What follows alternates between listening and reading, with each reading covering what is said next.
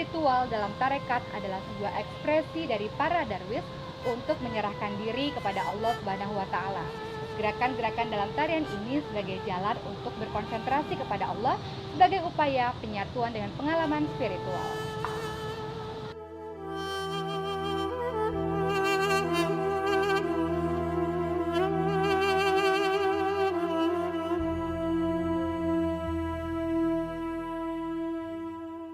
Setiap pergelaran SEMA terdapat sekitar 30-an orang yang berperan, 2 guru, 20 penari, 10 pemusik, dan seorang syekh.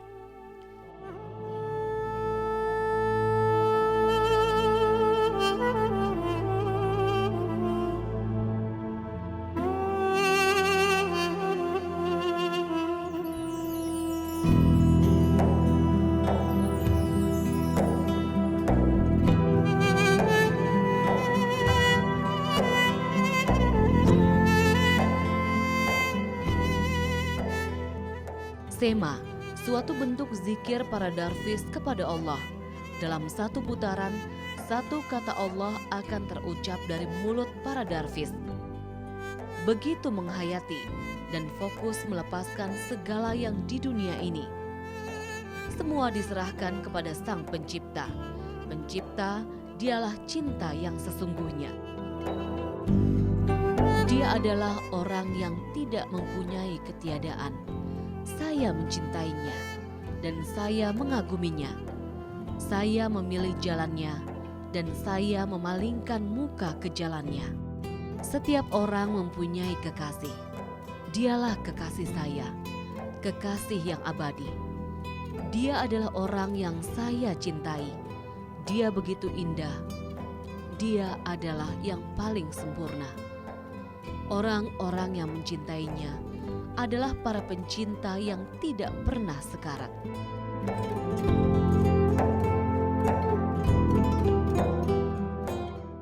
Maulana adalah panggilan kehormatan yang diberikan kepada Jalaluddin Rumi, seorang sufi yang lahir pada 30 September 1207 di Bel, sebuah kota Khorasan di negara Iran.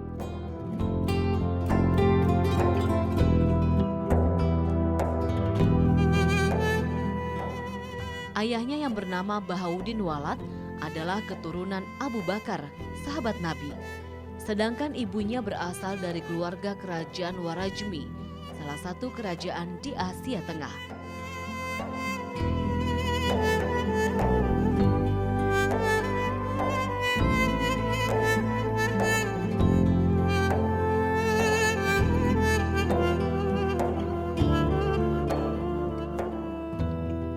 Di kota yang bernama Konya inilah Jalaluddin Rumi menyempurnakan ilmu sufinya dan menanggalkan ajaran yang hingga kini masih diterapkan.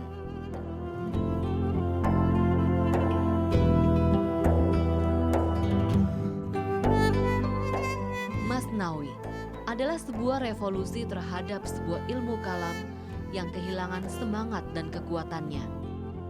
Isinya mengkritik langkah dan arahan filsafat yang cenderung melampaui batas, mematikan perasaan, dan mengkultuskan sebuah rasio.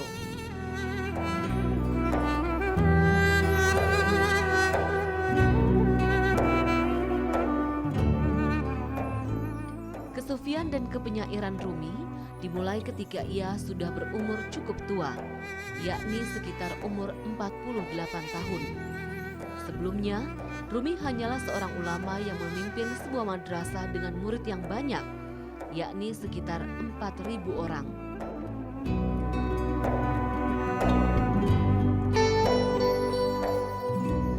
Ilmu kesufiannya semakin sempurna setelah ia bertemu dengan gurunya yang bernama Tabrizi. Selama bertahun-tahun, Rumi menikmati popularitasnya yang tinggi dan menempati posisi yang sangat dihormati sebagai seorang pemimpin.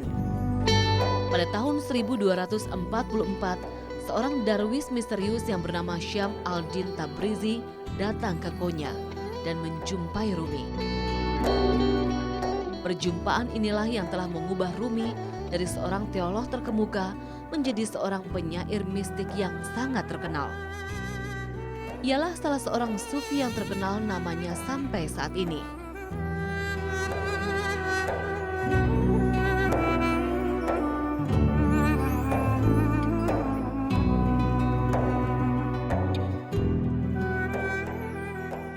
dengan syair-syairnya yang sangat indah dan sampai pada tujuannya.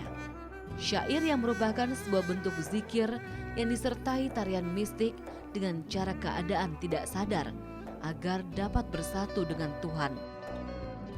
Sebagai tokoh sufi, Rumi sangat menentang pendewaan terhadap akal dan indera dalam menentukan kebenaran.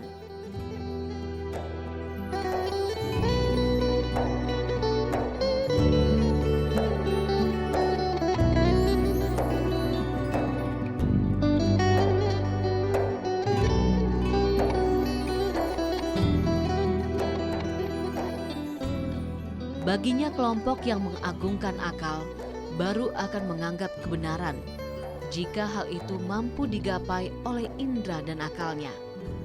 Maka segala sesuatu yang tidak dapat diraba oleh indera dan akal akan cepat-cepat mereka ingkari dan tidak akan diakui.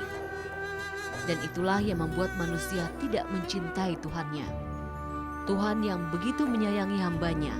Karena itulah syair Rumi merupakan syair-syair tentang rasa cintanya kepada Allah Sang Pencipta. Rumi memang bukan sekedar penyair, tetapi ia juga tokoh sufi yang berpengaruh pada zamannya. Guru nomor 1 dari tarekat Maulawiyah, sebuah tarekat yang berpusat dan berkembang di Turki dan daerah sekitarnya. Bahkan pernah berpengaruh besar dalam lingkungan istana Turki Utsmani dan kalangan seniman pada sekitar tahun 1648.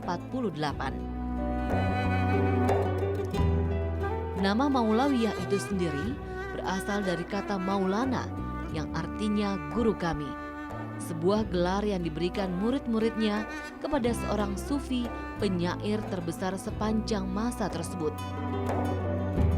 Setelah Rumi mendirikan tarekat Maulawiyah, sekitar 15 tahun setelahnya, kesehatan Rumi menurun dan akhirnya pada hari Minggu, tanggal 16 Desember 1273, Maulana Rumi menghembuskan nafasnya yang terakhir di kota Konya.